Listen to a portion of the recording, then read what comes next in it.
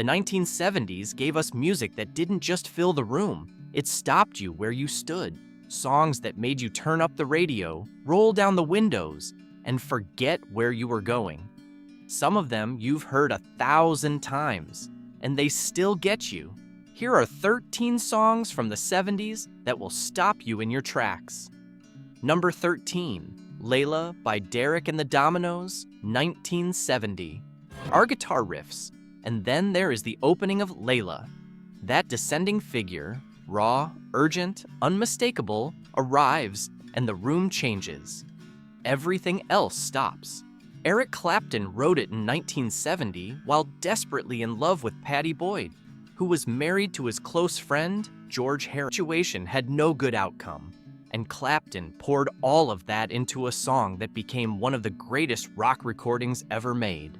The song was recorded at Criteria Studios in Miami in 1970 and released on the album Layla and Other Assorted Love Songs by Derek and the Dominoes, a band that included Duane Allman of the Allman Brothers Band. Allman's slide guitar contributions on the track are legendary. The interplay between Allman and Clapton created something neither could have produced alone. In a motorcycle accident in October 1971, just a year after the recording, which gave the song an additional layer of loss that listeners have felt ever since.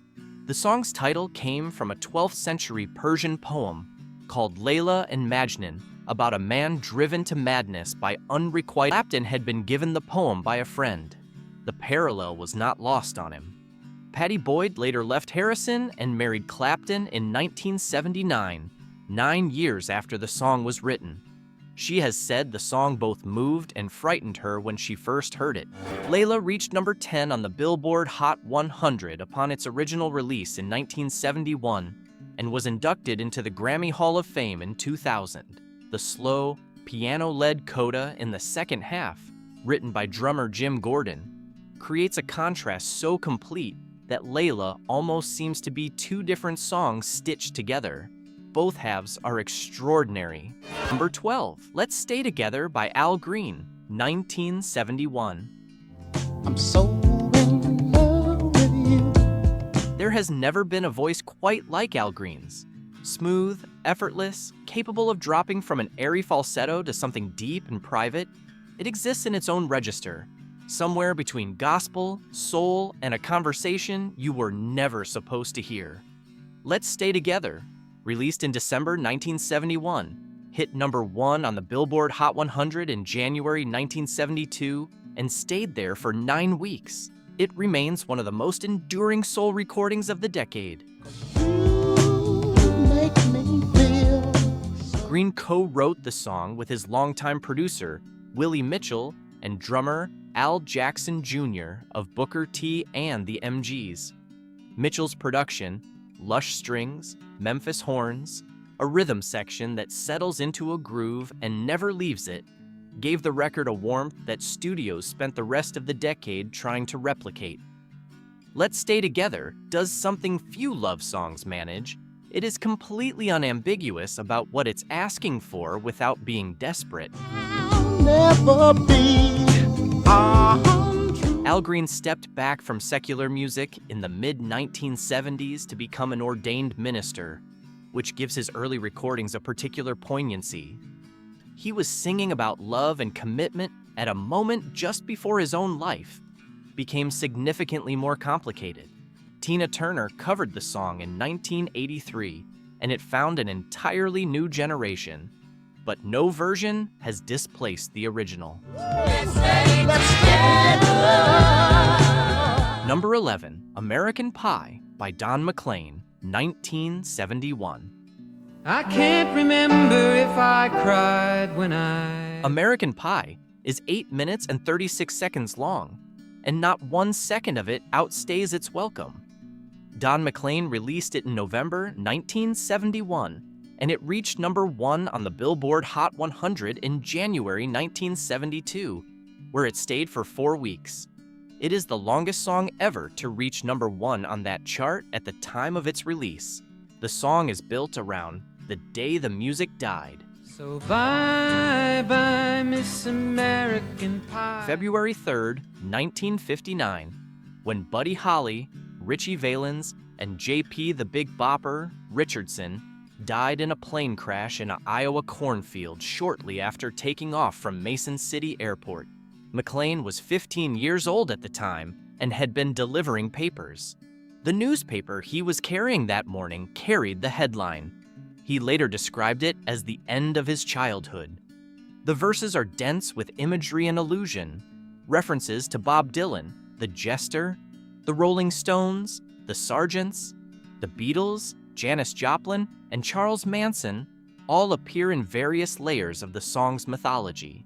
McLean has famously refused to fully explain the lyrics over the decades, saying only that the song's meaning was exactly what it says. How do you believe in rock and roll? He did confirm that the Miss American Pie is a Chevrolet, that the king is Elvis, and that the jester stole his thorny crown from the king. The acoustic guitar at the heart of the recording gives the song a simplicity that makes it feel both intimate and enormous. McLean wrote it while playing coffee houses and struggling to be heard, and something of that scrappy, earnest quality stayed in the final version. It entered the Grammy Hall of Fame in 2002. Singing this'll be the day that I die. Number 10, I Will Survive by Gloria Gaynor, 1978. Kept thinking I could never live without you by my side. I Will Survive was originally the B-side. That fact is worth sitting with for a moment. Polydor Records put it on the back of Substitute in 1978, a decision the label would have revised in retrospect many times over. DJs started flipping the record, playing the B-side, and the calls started coming in. I Will Survive was released as its own single in February 1978, reached number 1 on the Billboard Hot 100, and won the Grammy Award for Best Disco Recording in 1980, the only year the category existed. So you're back from outer space. The song was written by Freddie Perren and Dino Ficaris. Ficaris has said the lyric was about getting fired from his job at Motown Records, which is one of the more delightful gaps between what a song is about and what it became. Because what I Will Survive became was something much larger, a female empowerment anthem, a coming out anthem, a recovery anthem, a song that people reached for at the moments in their lives when they needed to be reminded they were still standing. I've got all my love to give, and I'll survive. Gloria Gaynor herself has said, I love the empowering effect. I love the encouraging effect. It's a timeless lyric that addresses a timeless concern. Gaynor recorded it while wearing a back brace, having recently had spinal surgery. There is something fitting about that. A song about endurance recorded by someone in physical pain, performed with enough force to make half a century of difficult moments feel slightly more survivable. If you've lived any kind of life, there is something in I Will Survive that knows you personally. I will survive. Hey, hey. Number 9, Killing Me Softly with His Song by Roberta Flack, 1973. Strumming my pain with his fingers. Roberta Flack heard Lori Lieberman performing a song on an airplane in 1972, a folk ballad about hearing a performer at the Troubadour in Los Angeles who seemed to be singing about the listener's own life. Flack later obtained a copy of the recording, fell in love with it, and recorded her own version in 1973. The song reached number 1 on the Billboard Hot 100 in February 1973 and stayed there for 5 weeks. The story behind the song involves singer-songwriter Don McLean. Yes, the same Don McLean who wrote American Pie. Lieberman attended a McLean concert at the Troubadour in 1971 and was so affected by his performance that she asked Charles Fox and Norman Gimbel to write a song capturing the feeling. I felt all flushed with fever. The result was Killing Me Softly with His Song. McLean has confirmed the song was written about him, saying he considers it a great compliment. Flack's version transformed the folk ballad into something else entirely. Her piano and orchestra arrangement, and her particular way of inhabiting the lyric. Present, deliberate, like she is feeling every word before she commits to singing it, created a recording that exists at a different temperature from the original. The Grammy for Record of the Year in 1974 went to Flack for a second consecutive year. She had won the same award in 1973 for The First Time Ever I Saw Your Face. The song names something most people have felt but never had words for. Music so attuned to your inner life that it feels like an exposure. Number 8, Lean on Me by Bill Withers, 1972. Sometimes in our lives. Bill Withers was working on a Ford assembly line in California in 1971 when he recorded Ain't No Sunshine. He was 32 years old and had never recorded a professional album. Lean on Me came the following year in 1972 on the album Still Bill. It reached number 1 on the Billboard Hot 100 in July 1972 and stayed there for 3 weeks. Lean on me. Withers wrote it while thinking about the small West Virginia town of Slab Fork, where he grew up. Specifically, the sense of mutual dependence that defined life in a tight-knit community, the way people had to rely on each other in the absence of formal infrastructure. He said in interviews that he was simply writing about something true, that everyone goes through hard times, and that the people who make those times survivable are the ones who show up. The song's structure is deliberate in its simplicity. No bridge, no key change, no flourish. Nothing is added that doesn't need to be there. Withers understood the message was the most important thing. Lean on Me was inducted into the Grammy Hall of Fame in 1999. Withers stopped recording in 1985 and died in March 2020. The world played Lean on Me in response, which is exactly what the song was for. Somebody to lean on. Number 7, Without You by Harry Nilsson, 1971. I can't live. Harry Nilsson did not write Without You. It was written by Pete Ham and Tom Evans of Badfinger and first appeared on their 1970 album No Dice. Nilsson heard the song. Actually, according to his own account, he heard it late at night in his apartment and thought he'd written it himself in some forgotten state, and recorded it for his 1971 album Nilsson Schmilsson. His version reached number 1 on the Billboard Hot 100 in February 1972 and topped the UK charts for 5 weeks. The record producer Richard Perry surrounded Nilsson's voice with a sweeping orchestral arrangement, and Nilsson sang it at the full height of his considerable vocal range. A performance of such emotional intensity that the song has never quite belonged to anyone else since. The backstory carries its own weight. Pete Ham of Badfinger died by suicide in April 1975, age 27, during a financial dispute over unpaid royalties. Tom Evans, who co-wrote the song, also died by suicide in November 1983. Nilsson died of a heart attack in January 1994 at 52.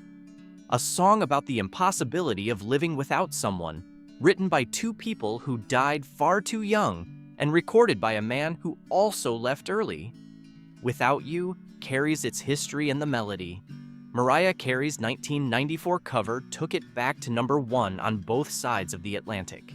But Nilsson's version is the one that feels like it was written at the edge of something. Number 6, Jolene by Dolly Parton, 1974.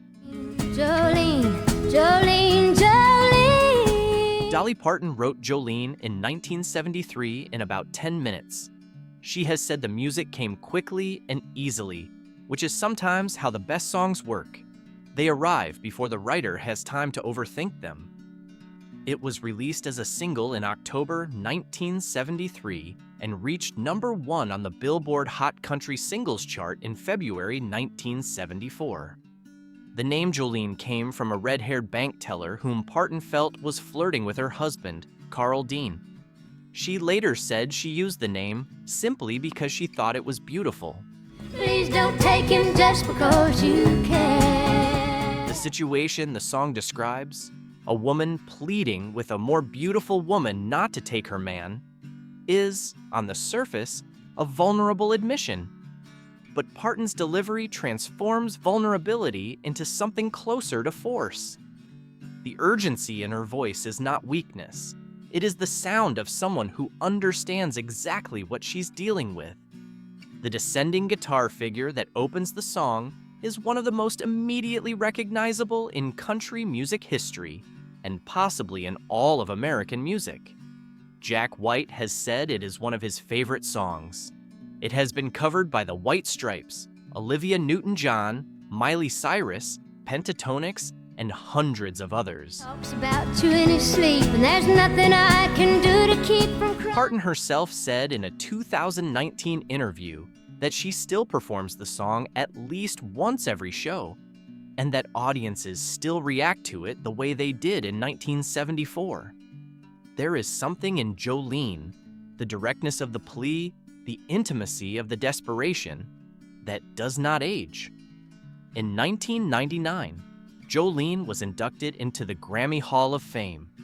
In 2023, Parton was inducted into the Rock and Roll Hall of Fame, partially on the strength of songs like this one. Jolene, Jolene. Number 5, Dream On by Aerosmith, 1973. Sing with me, sing for the year, sing for the Dream On was released on Aerosmith's debut album in 1973 and reached number 59 on the Billboard Hot 100. It was a commercial disappointment. When it was re-released in 1976, after Aerosmith had built a following through relentless touring, it reached number 6. The song's reputation has continued to climb ever since, in the way that songs occasionally do when the world catches up to them. tomorrow to good long take you away. Steven Tyler wrote Dream On, beginning when he was approximately 14 years old, working on it over several years. He was thinking about the way time moves, the collision between youthful idealism and the reality of what life actually delivers. Tyler has said he was watching his father, who was a musician, and thinking about the compromises age forces on dreams. The piano figure that opens the song is Tyler's own. Dream on, dream on, dream on. The song builds from quiet, almost hesitant beginnings into one of the most fully realized rock crescendos of the decade, anchored by Tyler's extraordinary vocal range. The high note in the final chorus, sustaining well above the staff, was not a studio trick. Tyler sang it live, and it remains one of the most genuinely impressive vocal moments in rock history. Aerosmith were broke, living communally in a Boston apartment, and virtually unknown when they recorded this. The ambition of the song in that context is remarkable. They were dreaming as hard as the song asks you to. Number 4, Stairway to Heaven by Led Zeppelin, 1971. She's buying a stairway to heaven. Stairway to Heaven was never released as a single in the United States during Led Zeppelin's active years. The band refused to release it as one, wanting it to exist only as an album track on Led Zeppelin 4, released in November 1971. It became, anyway, one of the most played rock songs in radio history. By some measures, the most requested rock radio song of the 20th century. Sometimes all of our thoughts are missed. Jimmy Page wrote the music, and Robert Plant wrote the lyrics in a single night at Headley Grange, a country house in Hampshire, England, where the band was working on the album. Plant has said the words came to him so quickly that they seemed to arrive fully formed. The song builds from a delicate acoustic guitar figure through increasingly complex arrangements to one of the most celebrated guitar solos ever recorded. At 8 minutes, the song takes its time through acoustic guitar, building electric arrangements, Page's solo, and Plant's voice ascending to a place it had rarely been. The guitar solo, recorded live with Page on a 1959 Telecaster, was rated the greatest guitar solo of all time by Guitar World readers in 1998. The song never needed a single release. It found its audience without one. Number 3, Landslide by Fleetwood Mac, 1975. I took my love, took it down. Stevie Nicks wrote Landslide in Aspen, Colorado in 1973 while visiting a friend after a difficult stretch in her personal and professional life. She was considering leaving Fleetwood Mac before she had really even joined. She and Lindsey Buckingham had joined the band just months earlier in late 1974 and thinking about whether to return to college.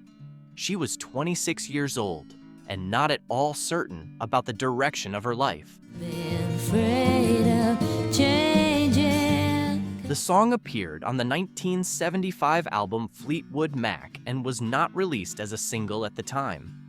It became one of the most beloved album tracks of the decade through word of mouth and radio play, gathering a following over years rather than weeks. Nicks has said she was writing about time and change, specifically, the accumulation of experience that makes a person who they are, and the fear that comes with knowing that more change is still ahead. Lindsey Buckingham's acoustic guitar on the recording is one of his finest performances. Finger-picked, understated, giving Nicks's voice exactly as much space as it needs. Build my life around you. The intimacy of the production makes the song feel like it was recorded in a room just the right size, which may be why it has worked in so many different rooms since. The song has been covered hundreds of times. The Smashing Pumpkins recorded a version in 1994 that introduced it to a new generation. Nicks has performed it at every major stage of her career, sometimes with Buckingham, sometimes without, and the song has a remarkable capacity to reflect the age of the performer. She sang it at 26, thinking about the future. She has sung it at 70, looking back. Both versions are true. Well, a landslide bring it down. Number 2, Bohemian Rhapsody by Queen, 1975. Freddie Mercury wrote Bohemian Rhapsody in sections over several years, assembling it from fragments he had been working on since the late 1960s. When he brought the completed song to his bandmates in 1975, he described it as a song he had worked on for ages. He played them a rough sketch on the piano and then told them what the rest would sound like.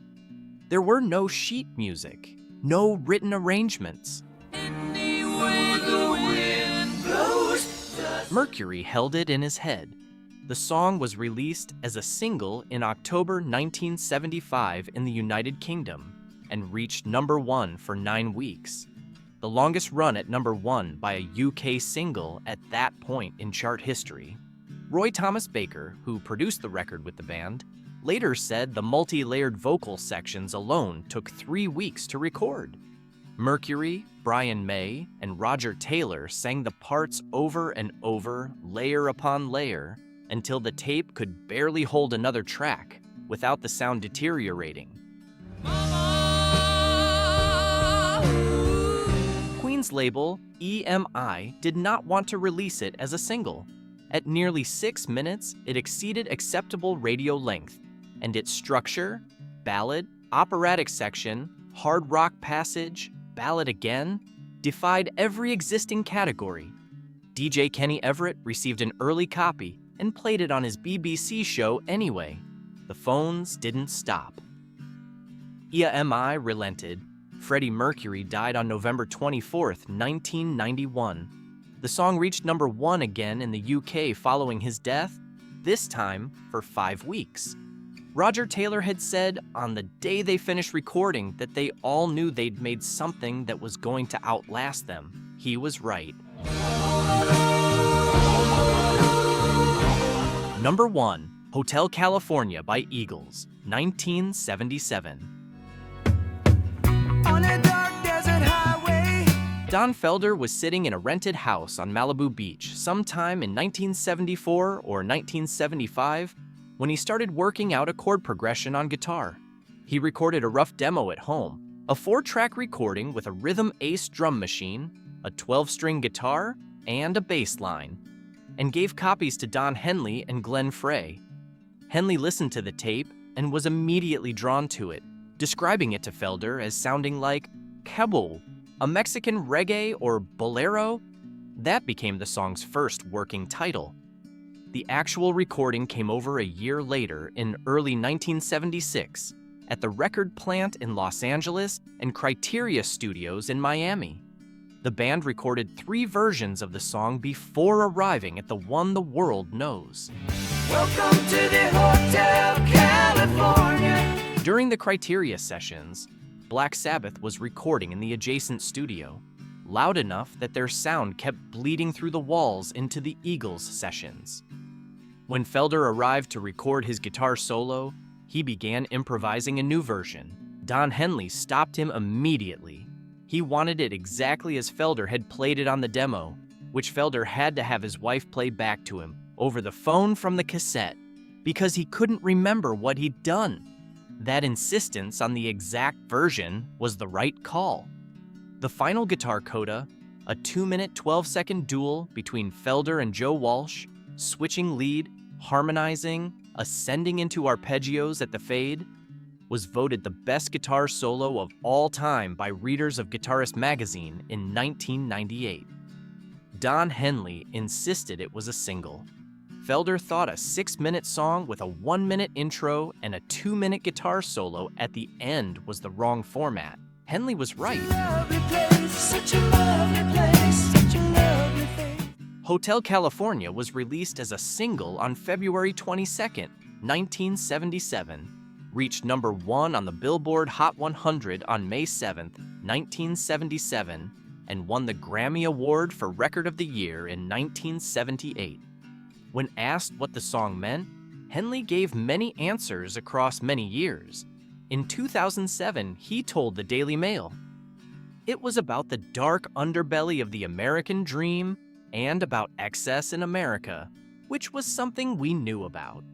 In the 2013 History of the Eagles documentary, he offered the simplest version. It's a song about a journey from innocence to experience. That's all. Both explanations are true simultaneously, which is part of why the song has been played on American radio once every 11 minutes for decades. According to Nielsen, by some measures, that adds up to more than 130 times a day. The average classic rock listener will hear it more than 1,500 times in their lifetime, and most of them will still turn it up when it comes on. Got any time you like, but you can never leave. 13 songs, from the raw urgency of Clapton's guitar on Layla to the cool, dreaming inevitability of Hotel California. From Bill Withers in a Ford factory to Freddie Mercury holding an entire opera in his head. From Dolly Parton writing Jolene in 10 minutes to Don McLean writing American Pie about a morning he never forgot. These songs came from places and people and moments that were entirely specific and somehow became universal. That's what the 70s gave us. Music that knew exactly who it was and turned out to belong to everyone. If these songs are part of your world, like the video and subscribe. There's more where this came from.